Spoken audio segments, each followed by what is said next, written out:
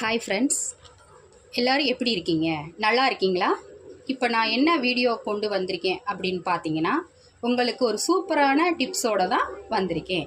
அதாவது மாதம் 20,000 சம்பளத்தை வச்சு எப்படி நம்மளோட குடும்பத்தை நடத்துறது அப்படின்னு சொல்லிட்டு தான் இந்த வீடியோவில் பார்க்க போகிறோம். இது எங்கள் குடும்பத்தில் நான் பட்ஜெட் போட்டு இது மூலமாக நான் எந்த அளவுக்கு நான் சேமித்து வைத்திருக்கிறேன் அப்படிங்கிறத பற்றி தான் நான் உங்ககிட்ட பட்ஜெட் போட்டு காண்பிக்க போகிறேன். இப்போ வாங்க வீடியோக்குள்ளே போகலாம். எல்லோருமே வாழ்க்கையில் ஒரே ராத்திரியிலோ ஒரே சாங்கிலோ முன்னேற முடியாது. கொஞ்சம் கொஞ்சமாக சம்பாதிச்சு படிப்படியாகத்தான் முன்னேற முடியும். குழந்தை எப்படி பிறந்து குப்புற விழுந்து தவழ்ந்து தத்தி தத்தி நடந்து சரியாக நடக்க பழகுதோ அதே மாதிரி தான் நாமளும் இந்த உலகத்தில் வேலைக்கு போய் அல்லது பிஸ்னஸ் செஞ்சு சம்பாதிக்க முடியும். சம்பாதிக்கிறத விட அதை எவ்வளவு நாம் சேர்த்து வைக்கிறோம் அப்படின்ற விஷயத்தில் தான் நம்ம சாமர்த்தியமே இருக்குது. நாங்கள் எப்படி 20,000 சம்பளத்தில் நாங்கள் எப்படி பட்ஜெட் போட்டு குடும்பத்தை நடத்துகிறோம் அப்படிங்கிறத நான் இன்றைக்கி உங்களோட வீடியோவில் ஷேர் பண்ண போகிறேன். வீடியோ பிடிச்சா சப்ஸ்கிரைப் பண்ணி லைக் பண்ணிக்கோங்க. நான் அடுத்தடுத்த உள்ள வீடியோவில் உங்களுக்கு உண்டான சூப்பரான டிப்ஸோடு வருவேன். இப்போ வாங்க வீடியோக்குள்ளே போகலாம். இப்போ பார்த்தீங்கன்னா மாதம் 20,000 சேலரியில் நான் என்னென்ன செலவெல்லாம் பண்ணுனேன் பார்த்தீங்கன்னா, முதல் செலவு பார்த்தீங்கன்னா சேமிப்பு தான். செலவு பண்ணிட்டு சேமிக்கிறத விட சேமிச்சுட்டு செலவு பண்ணால் நல்லா இருக்கும். 20,000 சம்பளத்தில் 10% சேமிக்கணும் அப்படின்ற கான்செப்ட் படி 2,000 ரூபாயை சேவிங்ஸ்னு தனியாக எடுத்து வச்சுருவோம். இரண்டாவது, எங்களுக்கு சொந்த வீடு இல்லை. சொந்த வீடுன்றது நம்மளை மாதிரி மிடில் கிளாஸ் குடும்பத்துக்கு கனவு தான். அதே மாதிரி எங்களுக்கும் சொந்த வீடு கனவு தான். ஸோ நாங்கள் வாடகை வீட்டில் தான் இருக்கோம். வாடகை வீட்டில் எங்களுக்கு வாடகை 4,000 ரூபா. மாதம் 4ஆம் தேதிக்குள்ளே நாங்கள் எங்கே போனாலும் சரி வாடகை கரெக்டாக கொடுத்தே ஆகணும். நெக்ஸ்ட்டு பார்த்தீங்கன்னா பால். நாங்கள் ஒரு வேளை சோறு சாப்பிடாம கூட விருந்துருவோம். டீ குடிக்காமல் இருக்க மாட்டோம். ஒரு நாளைக்கு 1 லிட்டர் பால் தான் வாங்குவோம். 1 லிட்டர் பால் 46 ரூபா. ஒரு மாதத்துக்கு 30 நாளைக்கு 46 ரூபா மணிக்கு 1,380 ரூபா எங்களுக்கு செலவாகுது. ஆனால் பால் 1 லிட்டர் பால் பத்துமா அப்படின்னு கேட்டால் பத்தாது தான். எங்கள் குழந்தைகளுக்கு பால் கொடுத்துட்டு நாங்கள் பால் காப்பி காலையில் குடிப்போம். ஒரு சில சமயத்தில் நாங்கள் மத்தியான நேரத்துலலாம் பிளாக் டீ, அதாவது லெமன் போட்டு வெறும் பிளாக் டீயாகவும் குடிப்போம், லெமன் போட்டும் குடிச்சுக்குருவோம். நெக்ஸ்ட்டு பார்த்தீங்கன்னா வெஜிடபிள் நான் டெய்லிலாம் வாங்கவே மாட்டேங்க. வாரத்தில் 4 நாள் மட்டும்தாங்க வாங்குவோம். நாங்கள் எங்கள் ஊரில் சண்டேயில் வார சந்தை போடுவாங்க, அங்கே போய் தான் வெஜிடபிள் வாங்குவோம். வெஜிடபிள் பார்த்தீங்கன்னா வாரத்துக்கு 250 ரூபாய்க்கு தாங்க நாங்கள் வாங்குவோம். ஞாயிற்றுக்கிழமை சந்தைக்கு போனால் கூறு வச்சு விற்பாங்க.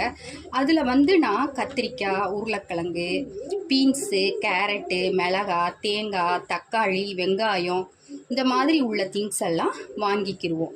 இதில் முக்கியமாக வெங்காயம், தக்காளி, தேங்காய், மிளகாய் இதெல்லாம் வாங்கிட்டு பீன்ஸு, கேரட்டு இந்த மாதிரி காய்கறி எல்லாம் ஒரு 3 நாளைக்கு மட்டும் வாங்கிக்கிடுவோம். 3 நாளைக்கு அப்புறம் காய்கறி நல்லா இருக்காது, வாடி போயிடும். அப்போ பார்த்தீங்கன்னா உருளைக்கிழங்கு, சேனக்கிழங்கு, கருணக்கிழங்கு அந்த மாதிரி கிழங்குகளை வச்சுக்கிடுவோம். அதுக்கப்புறம் பட்டாணி, சுண்டைக்கடலை அந்த மாதிரி இதுகளை இடையிடையில நாங்கள் ஊற வச்சு அதை பொரிச்சுக்கிடுவோம். அப்படி இல்லைன்னா கீரை வாங்கிக்கிடுவோம். பாலாக்கீரைனா என் பையனுக்கு ரொம்ப பிடிக்கும். அந்தமாரி வாங்கி அதை சாப்பாட்டில் கலந்து கொடுத்துருவோம். பீன்ஸு, கேரட் போட்டு சாதத்தை கிளறி கொடுத்துருவோம். பீட்ரூட்டும் ஒரு சில நேரங்களில் நாங்கள் வாங்கி அதையும் பீட்ரூட் சாதம் மாரி செஞ்சு கொடுத்துக்குருவோம். அப்புறம் பார்த்தீங்கன்னா ஃப்ரூட்ஸ் பார்த்தீங்கன்னா வாரம் ஒரு 200 ரூபாய்க்கு வாங்கிக்கிடுவோங்க. முக்கியமாக கொய்யாப்பழம், சப்போட்டா, பப்பாளி, திராட்சை, மாதுளம்பழம், தர்பூசணி பழம், இப்படி சீசனுக்கு ஏற்றாப்புல ஆப்பிள் அந்த மாதிரி ரொம்ப காஸ்ட்லியானதும் வாங்கிக்கிடுவோம்.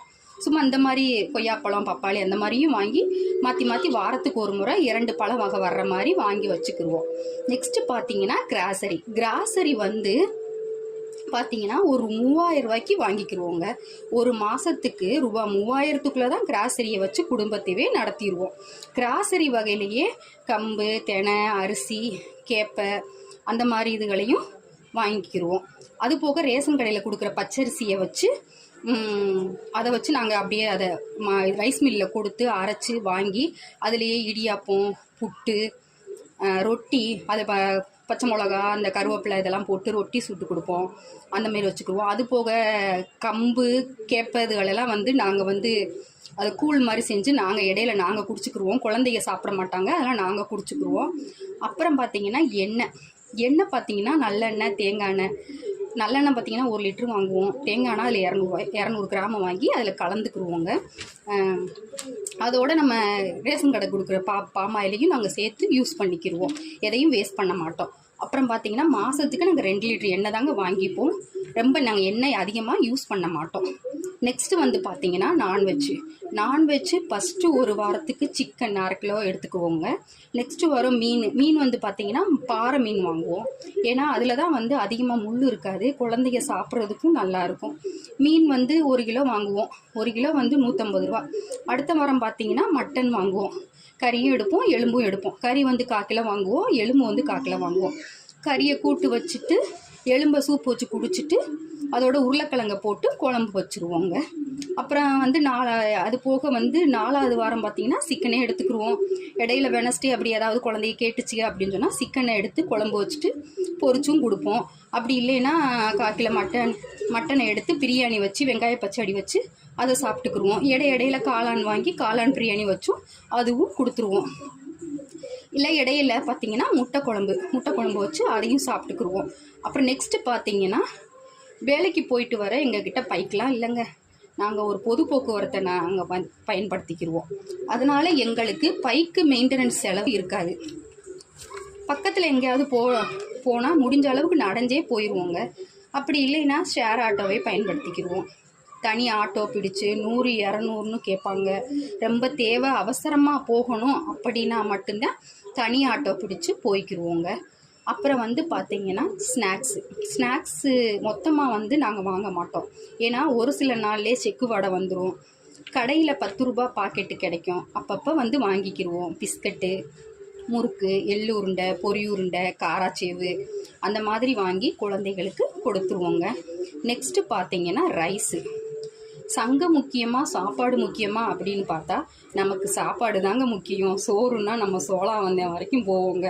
இதெல்லாம் சொல்லி கேள்விப்பட்டிருப்பீங்க. அப்போ எப்படி பார்த்தாலும் சோறு சாப்பாடு தாங்க முக்கியம். ஸோ அரிசி இருந்தால் தானே சாப்பாடு செய்ய முடியும். சாப்பாடோ பிரியாணியோ செய்ய அரிசி தான் முதலிடம். உங்களுக்கே தெரியும் அரிசி என்ன விலை விற்கிதுன்னு. அரிசி 26 கிலோ மூடை தாங்க நாங்கள் வாங்குவோம். 2 மாதத்துக்கு ஒரு வாட்டி 26 கிலோ அரிசி தாங்க நாங்கள் வாங்குவோம். இட்லிக்கு பார்த்திங்கன்னா ரேஷன் அரிசியை யூஸ் பண்ணிக்கிடுவோம். நெக்ஸ்ட்டு பார்த்திங்கன்னா சிலிண்ட்ரு தாங்க. இதையெல்லாம் வாங்கிட்டு அடுப்பு பற்ற வைக்க சிலிண்டர் இல்லாமல் எப்படிங்க? நான் சின்ன வயசில் விறகு அடுப்பு வச்சு தாங்க எங்கள் அம்மாச்சியெல்லாம் அம்மா அவங்களாம் சமைக்கிறத நாங்கள் பார்த்துருக்குறோம். அப்புறம் பார்த்திங்கன்னா கலைஞர் அடுப்புன்னு சொல்லி கேஸ் அடுப்பு நாங்கள் வாங்கினோம். அப்போல்லாம் சிலிண்டர் கம்மியான விலையில் தாங்க இருந்துச்சு. டீ போட, குழம்பு வைக்க அந்த மாதிரி சின்ன விஷயத்துக்கு சிலிண்டரை யூஸ் பண்ணிகிட்டு இருந்தோம். சாப்பாடு, சுடுதண்ணி வைக்கிறது இதெல்லாம் விறகடுப்பில் வச்சுக்கிடுவோங்க. ஆனால் இப்போ பார்த்திங்கன்னா வீடு வாடகைக்கு போகும்போதே விறகடுப்பெல்லாம் யூஸ் பண்ணக்கூடாது அப்படின்னு சட்டம் போட்டுறாங்க. நம்மளும் விறகடுப்பெல்லாம் நமக்கு வேலைக்கு ஆகாது, சிலிண்டர்னால் நீட்டாக சமையல் பண்ணிடலாம் அப்படின்ற முடிவுக்கு வந்துட்டோம். ஸோ 45 நாளைக்கு ஒரு வாட்டி ஒரு சிலிண்டர் வாங்கி ஆகணும். அதுக்கப்புறம் பார்த்திங்கன்னா போஸ்ட் ஆஃபீஸில் பிபிஎஃப் அக்கௌண்ட்டில் ஓப்பன் பண்ணி அதில் 1000 ரூபா மாதம் போட்டுருவேன். அது 15 வருஷம் கட்டணுங்க. அதில் நம்ம எடுத்து செலவழிக்காமல் இருப்போம். அதனால தான் அதில் போட்டிருக்கேன். இப்போ நம்ம பேங்கில் எஃப்டிலாம் போட்டோம்னு சொன்னால் 10,000 ரூபா மினிமம் பேலன்ஸ் போடணுங்க. அப்படி இல்லைன்னா ஆர்டி போடணுமா, குறைஞ்சது குறைஞ்ச வட்டியாக தான் இருக்கும். பிபிஎஃப்னால் 7.1. ஸோ போஸ்ட் ஆஃபீஸில் பிபிஎஃப் அக்கௌண்ட்டில் மாதம் 1000 ரூபா போட்டுருவேங்க.